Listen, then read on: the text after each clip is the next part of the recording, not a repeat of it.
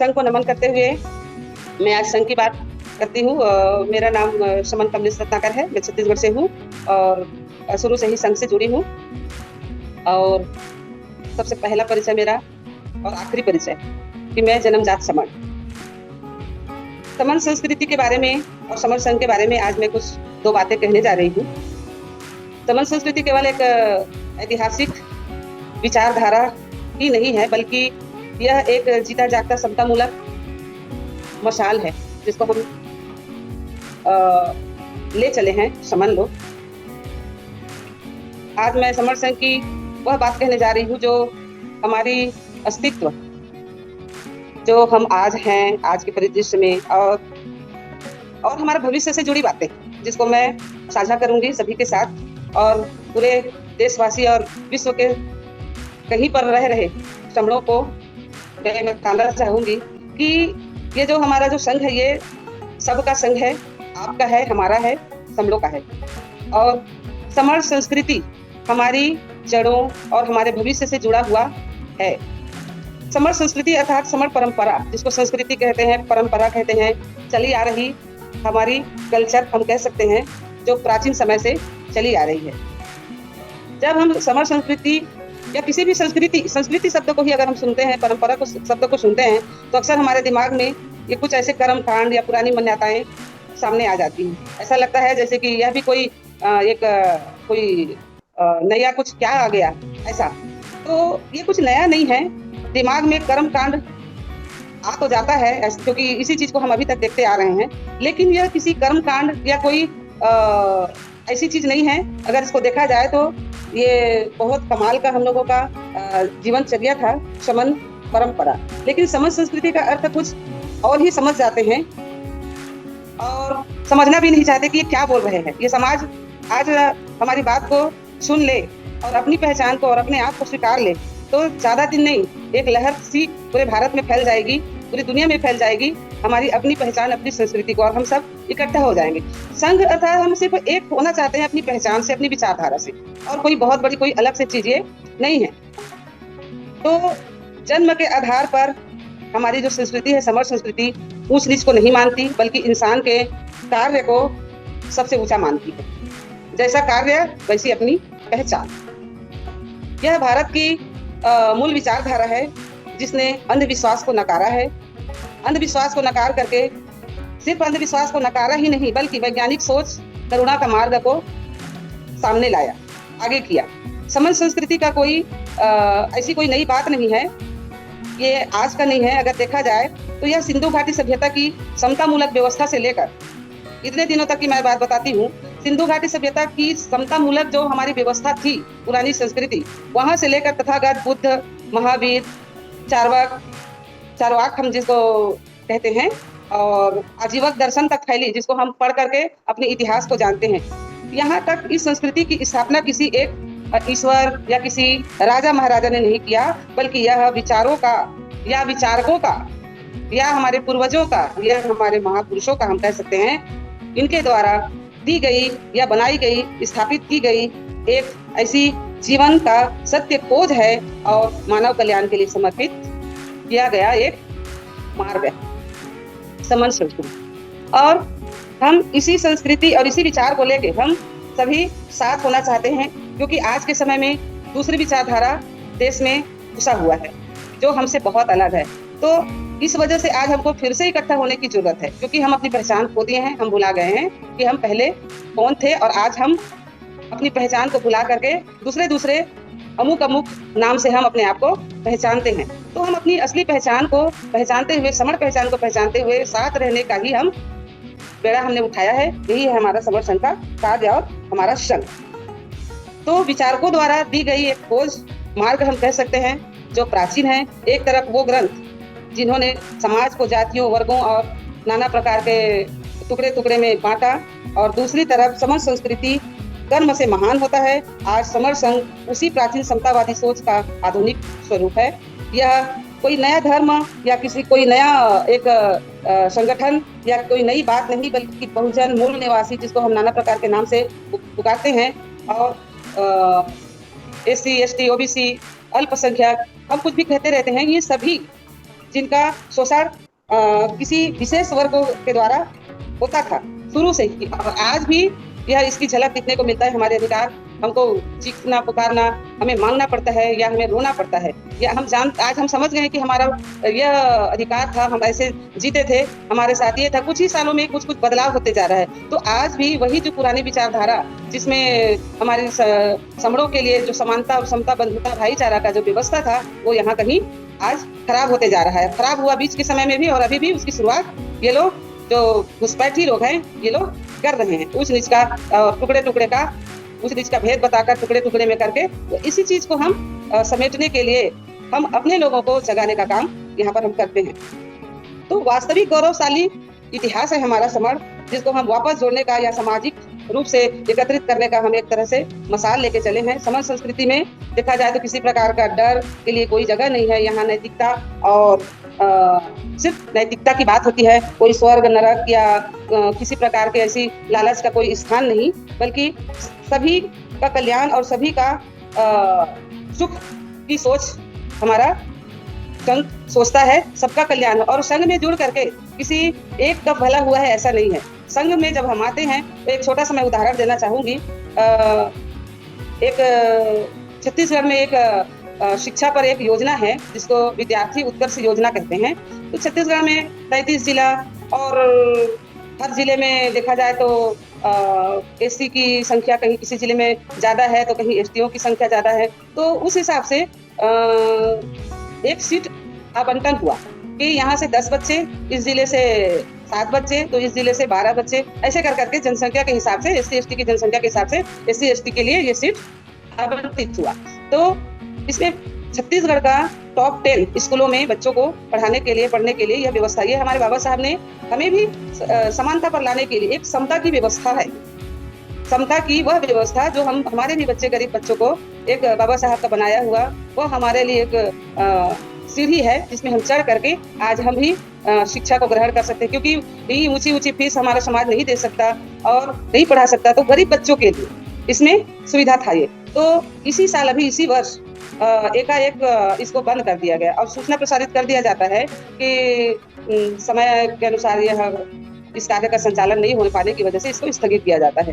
तो कमाल की बात यह है कि गांव में इस चीज को देखने के लिए कुछ लोगों को हमने फैला रखा है कि ऐसी ऐसी स्कीम है। हम संघ में आकर के सारी चीजों को लोगों को जोड़ते जोड़ते हम बताते रहते हैं कि देखिए जी, जब हमारे महिलाओं की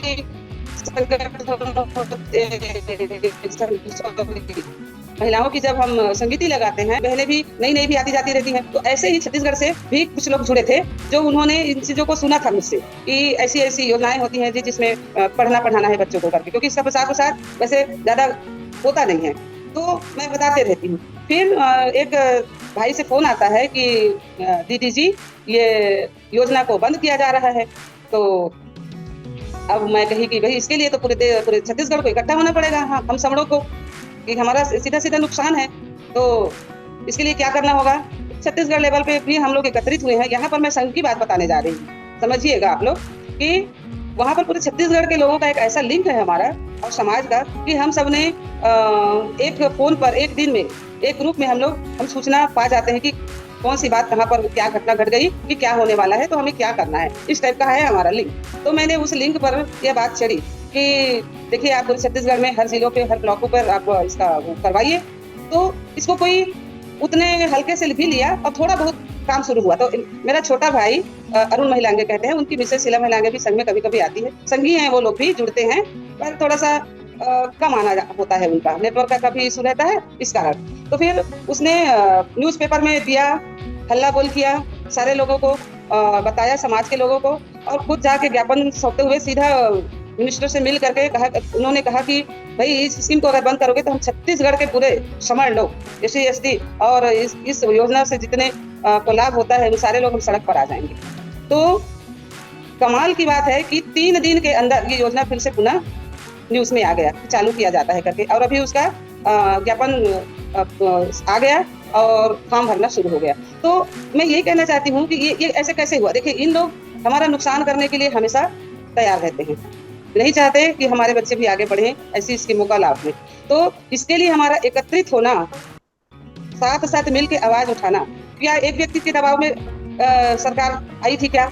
एक व्यक्ति के दबाव से विभाग इस चीज को या जहाँ से भी इसका वो होता है, मंत्रालय से कहिए, वहाँ के से ये विभाग से ये दबाव बना था, ऐसा दबाव बना था? ऐसा नहीं, बल्कि ये पूरे समाज का दबाव था।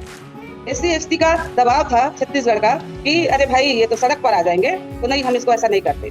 तो आखिर में हमारा एकत्रित होने का ही ये फायदा था कि आज इतनी बड़ी चीजों को हम दोबारा पा गए। नहीं तो एक बार कोई अधिकार चले जाते हैं ना, तो आसानी से दोबारा मिलता नहीं। तो यही मैं संघ की और एक साथ साथ रहने की ताकत को बताई, और आज इसका लाभ हम प्रत्यक्ष रूप से अभी हमारी अनिता राज बहन जी ने भी बताया कि संघ में जुड़ने से क्या क्या फायदा है। बहुत जान पहचान, अपने लोगों से मिलना, हम इतिहास को जानना, ये बहुत संघ के फायदे हैं हमारे। तो अब मैं समर संस्कृति की बात करती हूँ। हमारी संस्कृति प्रकृति का सम्मान करती है और सर्वोपरि है, सबसे ऊपर है। क्या ऊपर है हमारा? कि हम किसी और को ऊपर और किसी को हम ऊंचाई पर नहीं रखते, बल्कि हमारे से ऊपर है हमारा प्रकृति और हमारा संघ। संघ सबसे ऊपर है और संघ प्रकृति को अपना सर्वोपरि मानता है। जहाँ 51% की निर्णय हुआ उसको सबको मानना होता है, वही हमारा सबसे बड़ा एक निर्णय होता है जिसको सबको मानना होता है। तो यह संस्कृति हमें सिखाती है कि प्रकृति के मालिक हम नहीं, बल्कि हम प्रकृति के हिस्से हैं। लेकिन उल्टे लोग क्या बताते हैं? उलट लोग, जस्ट हमारी विचारधारा के उलट लोग यही बताते हैं कि प्रकृति को इसने बनाया, फलाना ने बनाया, और हम इसकी पूजा करें या हम इसके पीछे जाएं, ये महान है, ये तुम छोटे हो, वो तुमसे थोड़ा बड़ा है और मैं सबसे बड़ा हूँ। ऐसी बताते बताते आज हमारे दिमाग में इतना कचरा भर दिया गया है कि हम भी इनकी बातों को सही मानने लगे। तो हमारी समन संस्कृति में प्रकृति का सम्मान सर्वोपरि होता है और यह प्रकृति का वो अपना मालिक मानता है और इसी प्रकृति के हम हिस्सा हैं। इसमें प्रज्ञाशील और प्रणत का जो जीवन का आधार जिसको माना गया है, उस रास्ते पे हम चलते हैं। यह सांस्कृतिक एक हमको ऐसा एक वर्ग है हमारा कि हमको ऐसी संस्कृति दे के चला है कि हम भाईचारा पर विश्वास करते हैं। और देखा जाए तो आज मैं कई तो उदाहरण से इसको मैं बताना चाहूंगी कि किसी शिक्षा हुआ या ज्ञान हुआ या किसी संस्कृति पर किसी एक खास वर्ग का एकाधिकार नहीं है, बल्कि महात्मा फुले का अगर हम सत्य शोधक समाज को अगर हम पढ़ें तो इसमें संबंध की जो नैतिक मूल्य है उसका एक व्यवहारिक रूप हमको वहाँ पर एक व्यवहार वहाँ पर दिखता है महात्मा फुले का सत्य शोधक समाज से। और हमने बहुत ऐसी हमारे महापुरुषों की कही गई बातों को हम पढ़ते हैं तो हमारी पुरानी संस्कृति को हमको हमारा पता चलता है और बीच के समय में जो खराब हुआ उस स्थिति को भी हम समझ पाते हैं। और आज हम सिर्फ अपना जो रोजी रोटी चल रहा है, खा रहे हैं, पी रहे हैं, जी रहे हैं, बस इससे निकल करके थोड़ा सा अगर हम जाके अंदर घुस के देखते हैं, बाहर भी निकल के देखते हैं, तो हमको समझ में आता है कि सब कुछ इतना ठीक नहीं चल रहा है। इस वजह से आज हमारा पूरा समन समाज साथ होने के लिए, साथ मिलकर रहने के लिए एक मुट्ठी में ऐसा मसाल लेकर चले हैं जिसको हम समन संघ कह सकते हैं। तो यह एक ऐसा संघ है जिसमें सिर्फ समन, केवल हम समन लोग ही इसमें साथ साथ एक विचारधारा से साथ में मिल रहे हैं। और आज संघ की बात करने के लिए आज के खास विषय दिन में मैं एक इशारा करना चाहूंगी। हम परिवार को, हमारे इस परिवार के हिस्से में हमारी बहनों को, हमारे बच्चों को, जो आज हमारे लिए खास दिन भी है। और यहाँ पर मैं देखती हूँ तो इसी प्राचीन समण में हमारी स्थिति इतनी अच्छी थी जो आज संघ में आकर के हमको बराबरी और समानता का भाव दिखाई देता है और समानता का अधिकार हमको मिलता है। और पुराने कुछ ग्रंथ जो हमें हमेशा से पितृ सत्ता और क्या बोलते हैं जिसको वमन व्यवस्थाएं कह सकते हैं हम, ऐसी जो मजबूत, जो आज भी इतनी मजबूत बन करके हमको बिखेरने का काम किया है। सबसे पहला बार अगर इसका नुकसान हुआ है तो हम महिलाओं की स्वतंत्रता, और मैं हमेशा कहती हूँ कि सबसे ज्यादा अगर असर होता है, इसको भोगता है कोई, तो महिलाएं ही भोगती हैं और इसका असर पूरा परिवार पर पड़ता है। ऐसा नहीं है कि महिलाएं भोगती हैं तो इसका असर पुरुष पर नहीं होता या बच्चे पर नहीं होते। इसका प्रभाव पूरी तरह से क्या बोलते हैं बच्चों की शिक्षा पर। अब मैं एक बात कहूंगी कि आज के परिदृश्य में देखा जाए तो शिक्षा को ऐसे छीना गया है, ऐसी व्यवस्था किया गया है कि जो अच्छे स्कूल में पढ़ा सकता है या खर्चा करके पढ़ा सकता है, उसके यहाँ तो थोड़ी कुछ कम समस्या है। लेकिन जहाँ शासकीय संस्थानों में, सरकारी व्यवस्थाओं में अगर हम देखते हैं तो चाहे वो कोई सा भी विभाग हो, वहाँ भी लचर पचर काम इसलिए होता है क्योंकि हम एकत्रित नहीं है। इसकी ना तो कोई मॉनिटरिंग करता है और ना ही कोई इसको संभालता है, सब जगह मनमानी। और इसका नुकसान अगर देखा जाए तो पैसे वालों को नहीं होता है, जिनके पास संसाधनों की कमी है उन्हीं को इसका ज्यादा घाटा होता है। तो कौन है संसाधन में अभी कौन छूटा है? तो हमारा समन समाज ही छूटा है। तो इन सारी चीजों को अगर हम देखें तो आज हमको एकत्र होने की बहुत ज्यादा जरूरत है। और जिन कपोल और एक तरह से ऐसी मन गढ़ंत कहानियां गढ़ के कुछ बातों को हम पर जो लादा गया, जिसके को ढोते ढोते आज हम इतना नुकसान उठा बैठे हैं कि आज हमारी संपत्ति, हमारी शिक्षा और हमारा ওই নাম্বারটা থেকে যাচ্ছে ওই মোবাইলের শেষটাতে ওই নাম্বারটা অ্যাড হয়ে গেল নাম্বার ওই মোবাইল নাম্বার মোবাইলে দিক। तो हमारे महापुरुषों ने आज संविधान हमारे साथ है। संविधान में संविधान क्या है? हम समणों की चली आ रही शुरू से प्राचीन काल से जो बंधुता, भाईचारा और सबको समान नजर से देखने का जो व्यवस्था था वही है संविधान। तो आज जाके कहीं हमको पढ़ने का, लिखने का अधिकार मिला, आज हमको देखिए बोलने का अधिकार मिला है, हम बहनों को भी। नहीं तो फिर एक समय ऐसा था कि हमको पर्दे में रहना होता था, पढ़ने लिखने का अधिकार नहीं था। महिलाओं के साथ तो इतना गलत हुआ है। कुछ लोग कहते हैं कि मैं तो अमुक ऊंची जाति की हूँ तो मुझे कभी कोई दिक्कत नहीं हुई है, मैं तो हमेशा से सुख से रहते आई हूँ। कुछ उसी बीच के कुछ कैटेगरी की जो अपने आप को ऊपर फ्लोर से नीचे थोड़ा सा पाते हैं, सेकंड फ्लोर पर, वो कहते हैं कि नहीं मेरे साथ भी कोई दिक्कत नहीं है, मैं तो आज अच्छी स्थिति में हूँ तो जरूर अच्छी स्थिति में रही होंगी। लेकिन नहीं, यहाँ पर हम इतिहास में देखते हैं कि यहाँ भारत में समन संस्कृति का जैसे ही, समन कल्चर का जैसे ही इन लोगों ने खात्मा किया, उसके बाद से महिलाओं का यहाँ स्थिति खराब हो गया था। ऐसा कोई एक वर्ग का महिला या किसी एक क्षेत्र की महिला की बात नहीं थी, महिलाओं की दशा बहुत खराब हो गई थी। और आज जब हमारा संविधान हमारे साथ है, हमारे लिए व्यवस्था है, तब कहीं जाके हम आज बराबरी की जगह पर हम आज खड़े हैं। तो इस चीज को हमको कभी नहीं भूलना चाहिए। जब एक महिला समन संस्कृति को समझती है और समन संघ से जुड़ती है तो उसे ऐसा महसूस होता है जैसे आत्मसम्मान, उसको पहली बार आत्मसम्मान का एहसास होता है।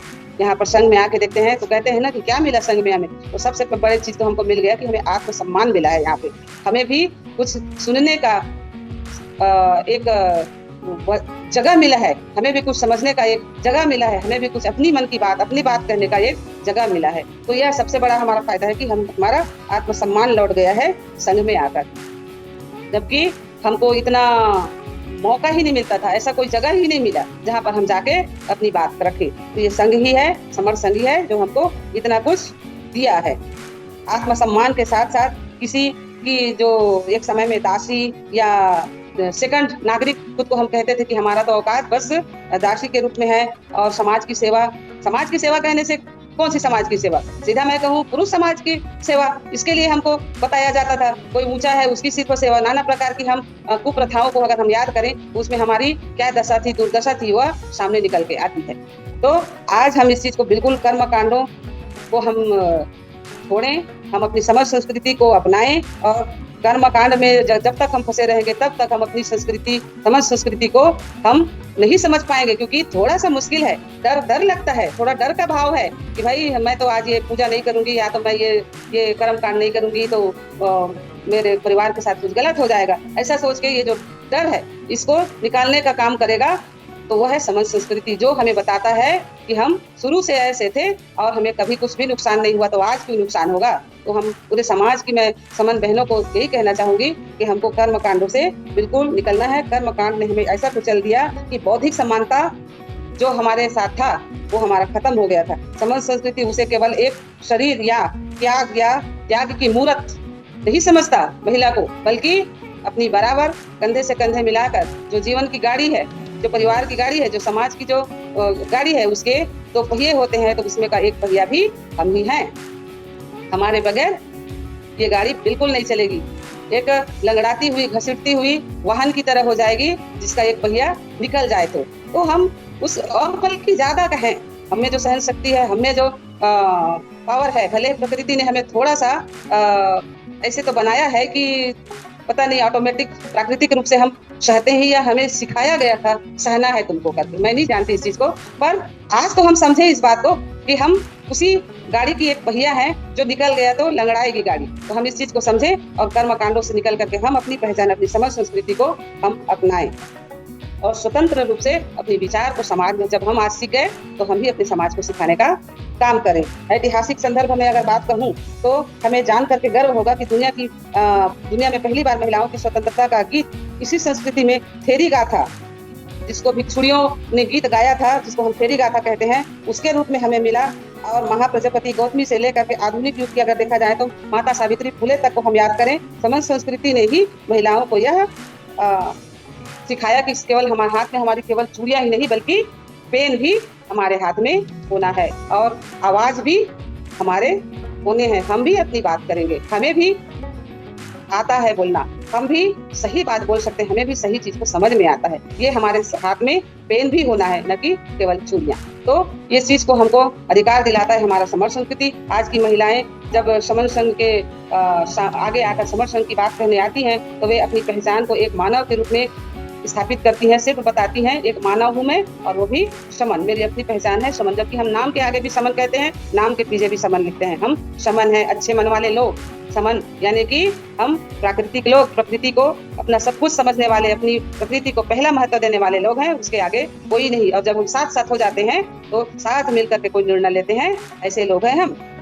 तो अपनी पहचान को सिर्फ मानव के रूप में हम स्थापित करते हैं, न कि उन रूढ़िवादी पीढ़ियों के साथ जो हमें जो समाज ने उन पर हमेशा से उन महिलाओं पर थोपी थी, जो जिस जंजीरों को हमने हमेशा के लिए हमारे संविधान ने हमें हमारे पैरों से निकाल फेंका है। और हम ऐसे ही समझ संस्कृति के साथ भी आगे आना चाहते हैं, जीना चाहते हैं। नहीं तो अभी भी आज भी कुछ लोगों को यह बात हजम नहीं हो पाती है कि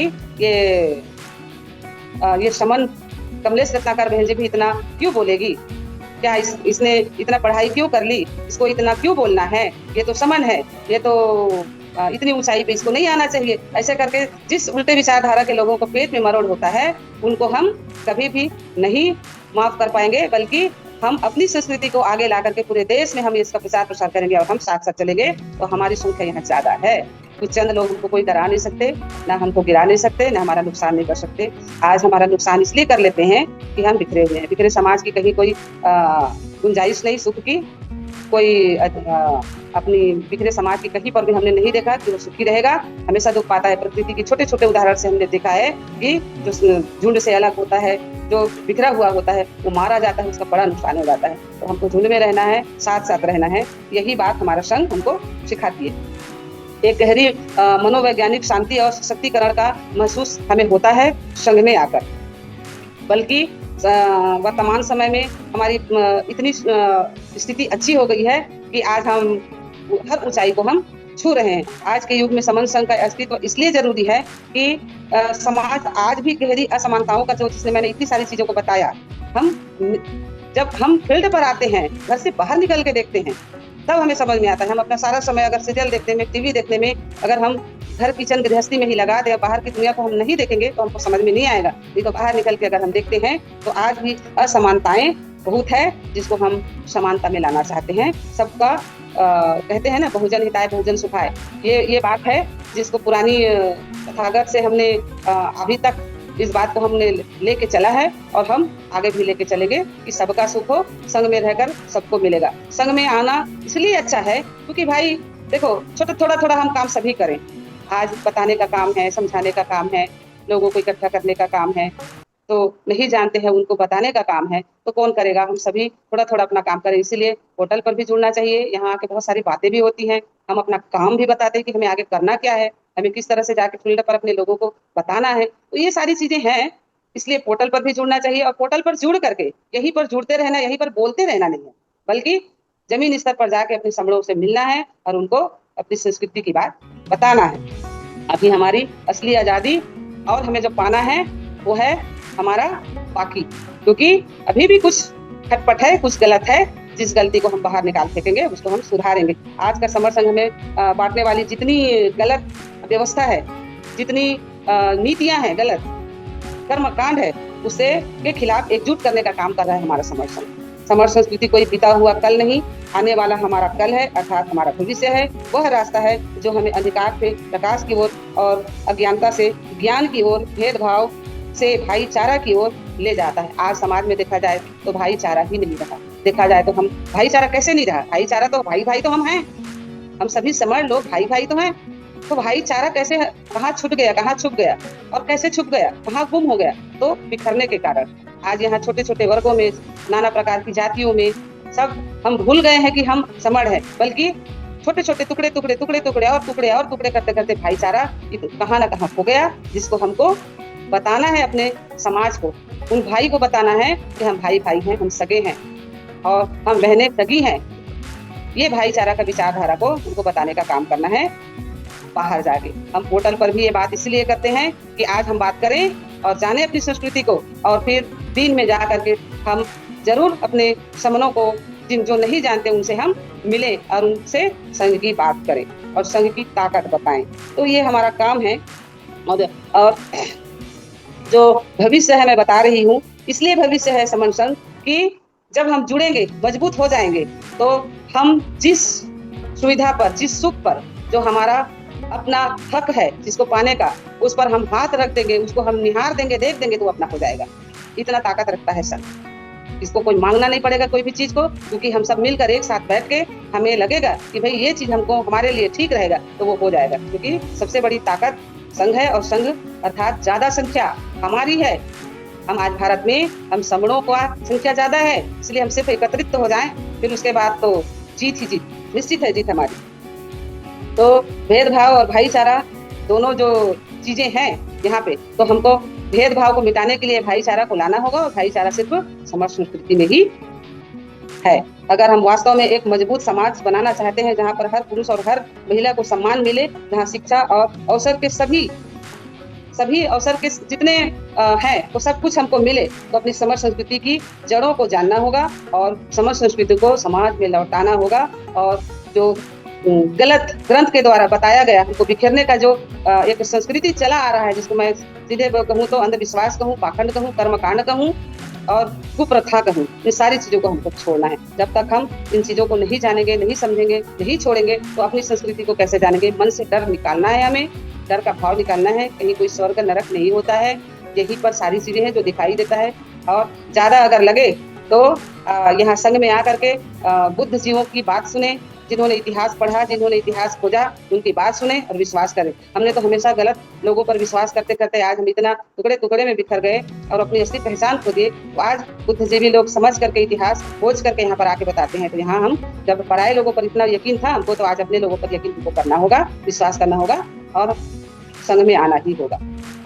तो संघ में की संस्कृति ही हमको बचा सकती है और हमें आगे बढ़ा सकती है। अभी मैंने महिलाओं के आत्मसम्मान और महिलाओं की जो समर संस्कृति की जो है उसको मैंने अभी बताया। बाहरी विचारधारा में महिलाओं को जो एक सेविका के रूप में जो माना गया है, उसको हमको हमेशा के लिए त्याग देना। जमीनी स्तर पर हम देखेंगे तो कई तो उदाहरण मिलता है, जैसे शैक्षिक संस्थानों में देखा जाए तो क्या जरूरी है हमारे लिए, शैक्षणिक संस्थाओं में क्या जरूरी है, क्या बताना चाहिए? संविधान की बात बताना चाहिए, देश का कानून को बताना चाहिए बच्चों को।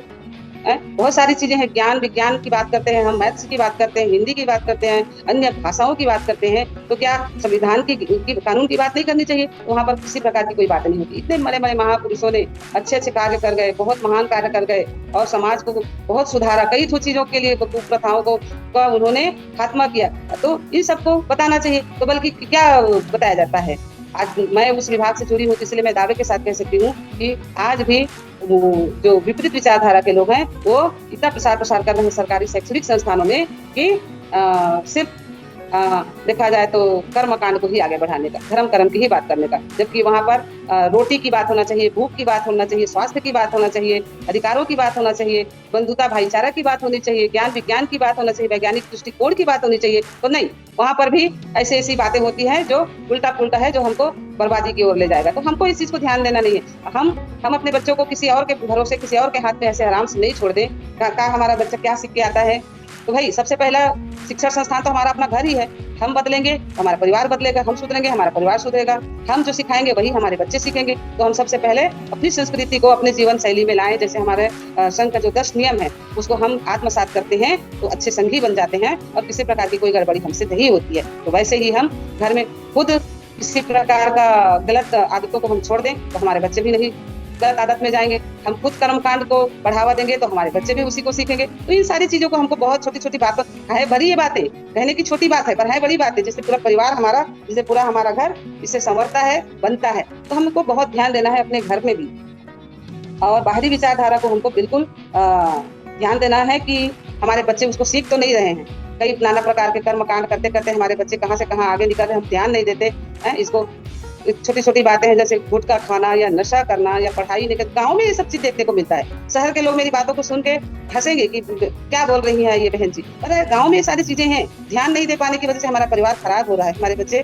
बिगड़ रहे हैं। तो हमको छोटी छोटी इन सब बातों को बहुत सारा देखना है, और महापुरुषों के विचारों को स्कूलों में सीधे तौर पर पहुंचाने से जो रोका जा रहा है उसको हम करें। ये चीज हमारे अपने बच्चों हम अपने समाज में करें। छोटी छोटी टुकड़ी में है, जैसे राउटी लगता था ना, हमारे महापुरुषों ने राउटी लगाया करते थे और चौपाल लगाया करते थे और वहां पर जाके बात करते थे। वैसे ये रात का आज हमारा ये चौपाल ही तो है जो हो रहा है। अभी संघ की बात हो रही है, इसको भी हम राउटी ही कहेंगे। संघ की बात करना, संस्कृति की, अपनी समर संस्कृति की बात करना, इकट्ठे होने की बात करना, बहुत सारी चीजें हैं। हम इकट्ठा कैसे होंगे इस पर अगर मैं बात करूं तो भाई सिर्फ विचारों से तो है, जान पहचान अपनी बढ़ाते जाना है और एक ऐसा हिंड्रेस दिखाना है कि मैं समण हूँ, मैं संघ के साथ हूँ, ये मेरा संघ है। इतनी सी बात हमको स्वीकार कर लेना है और आगे दूसरे को भी बताते जाना है। बाकी इसमें कोई खर्चा नहीं है, ना कोई पर्ची भरना नहीं है, ना कोई इसका कहीं पर जाके पंजीयन कराना होता है, ना कहीं जाके फॉर्म भरना होता है। विचारों का है। मैं तो संघ में आई थी, मुझे पता है कि मैं कैसे जुड़ी थी। मुझे किसी ने बताया, एक लिंक दे दिया, इस पर जुड़िए।